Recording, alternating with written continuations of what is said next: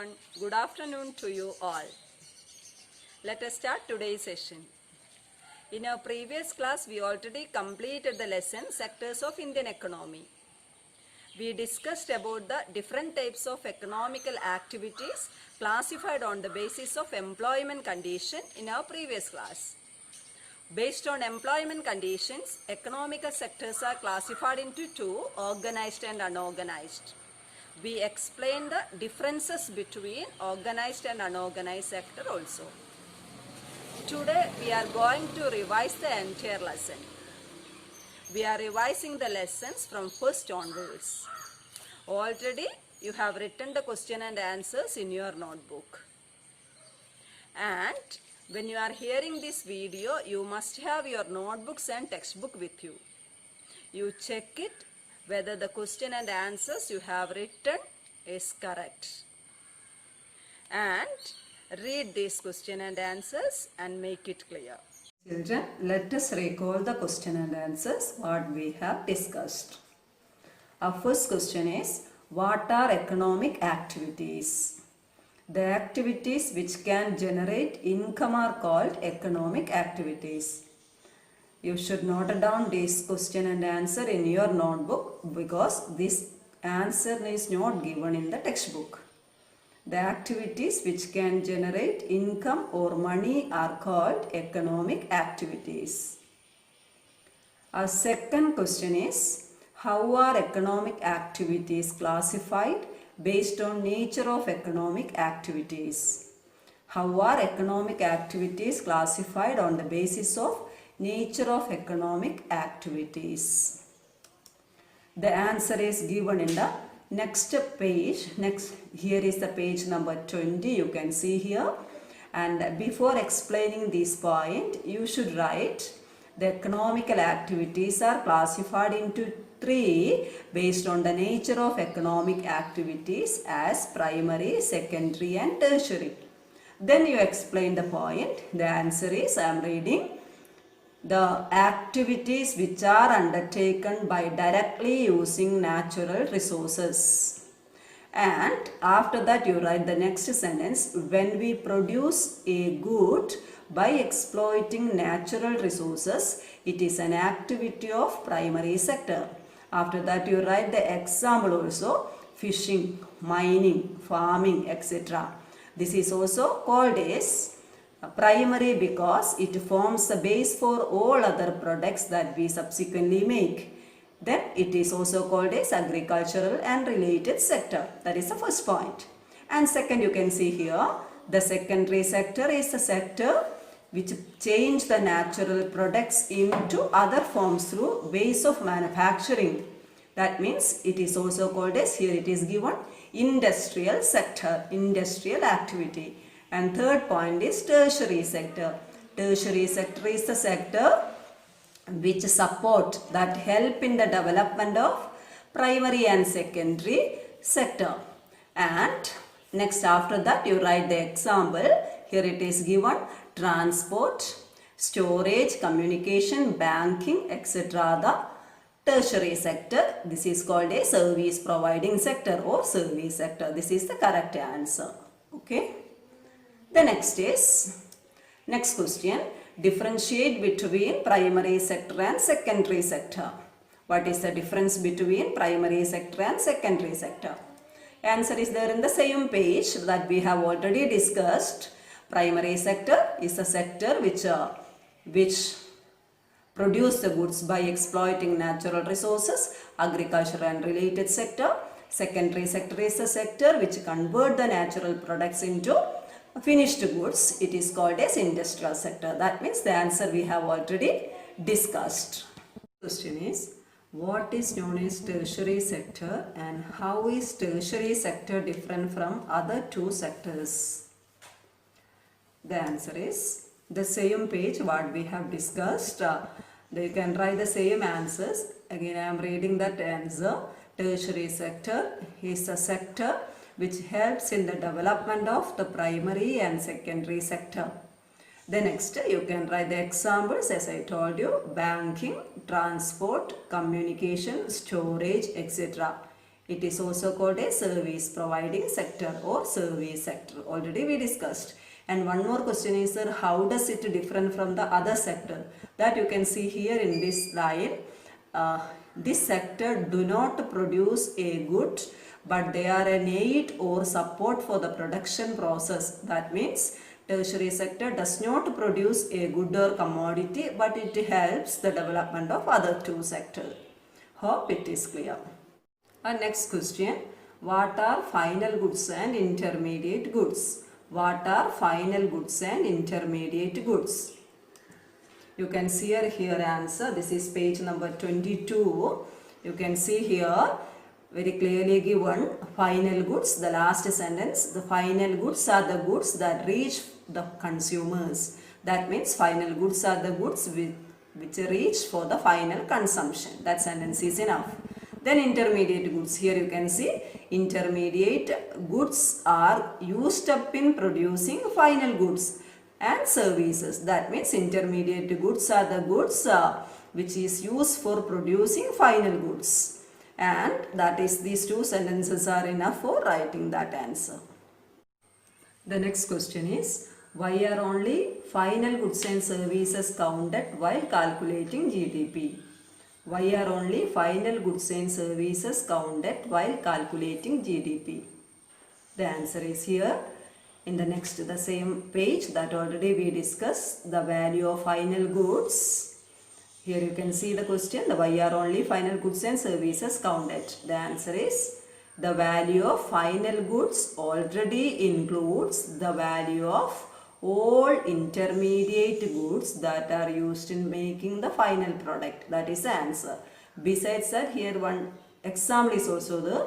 The value of ₹60 for the biscuits, that is the final good, already includes the value of wheat flour and all other ingredients. These two sentences are enough for writing the answer of that question.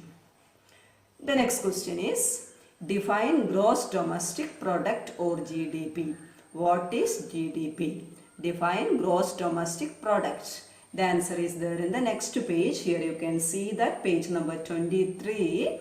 The answer is given here. The value of all final goods and services produced in each sector during a particular year provides the total production of that sector for that year. Besides that, you should write one more sentence here. It is, that means GDP is the value of all final goods and services produced within a country during a particular year. Thus, the two sentences are enough. And the next question is, why is the tertiary sector becoming so important in India? My dear children, this is one of the most important questions in this lesson. Question has asked many times for the CBSE examinations too. Here we can see that answer in the next page. Here is the page number 24.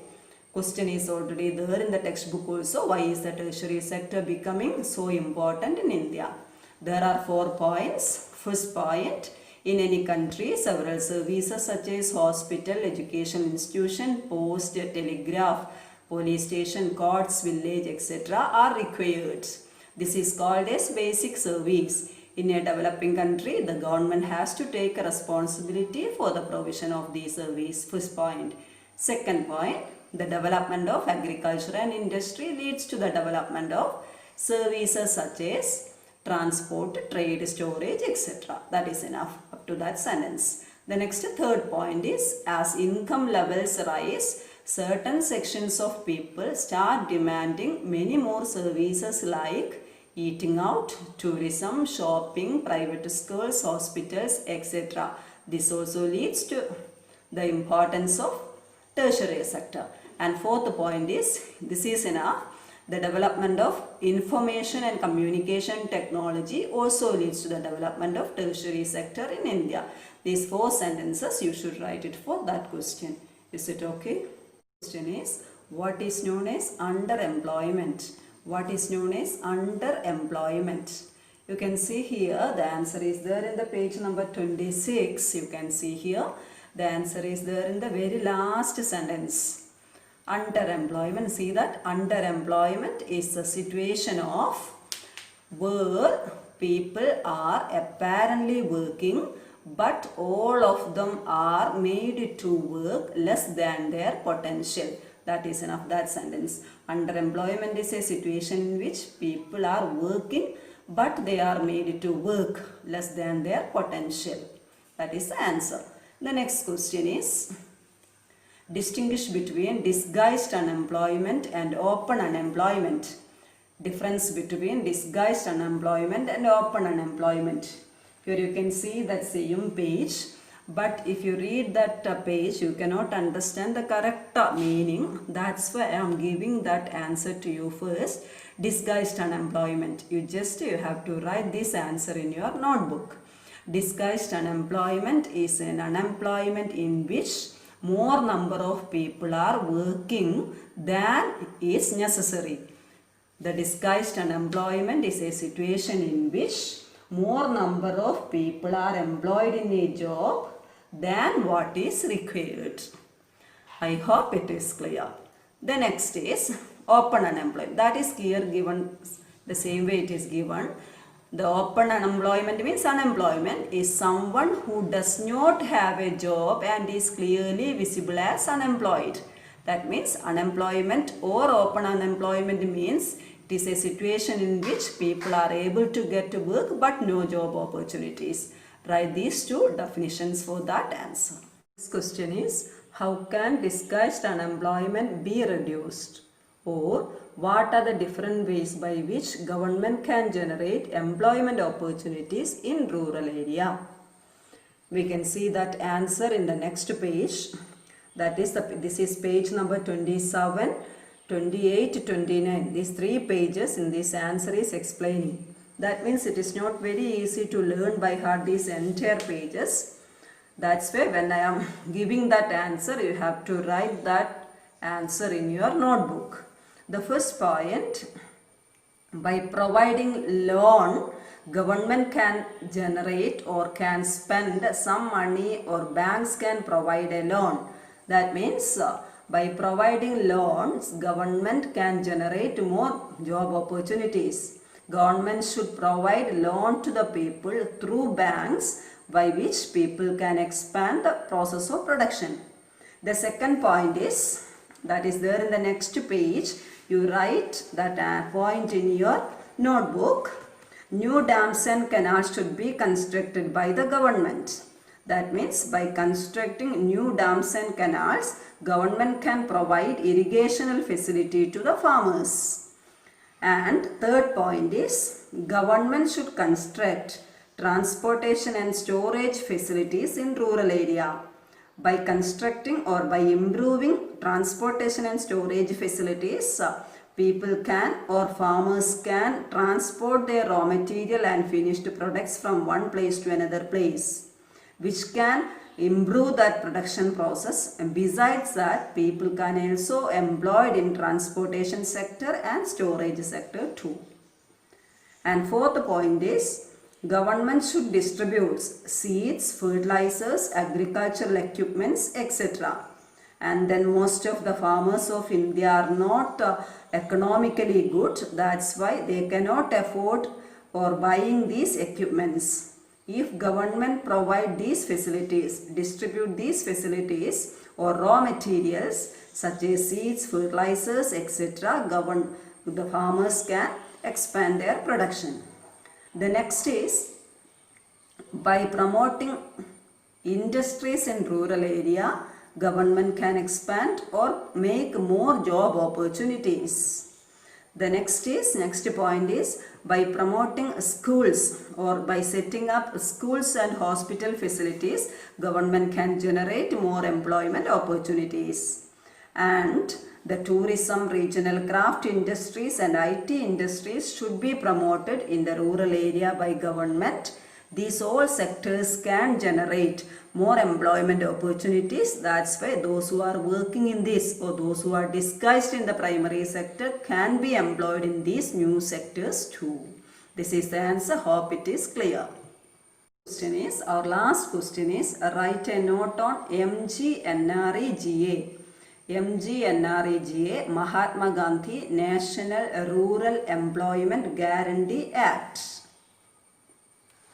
The answer you can see here. This is page number 29. You can see here Mahatma Gandhi National Rural Employment Guarantee Act was an act passed in 2005 by the Government of India.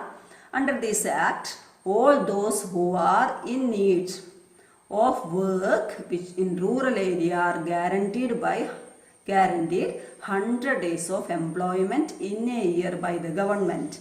2005 MGNREGA Act which provide 100 days of work, assured work for the rural people, and which can also provide more job opportunities to the people in rural area.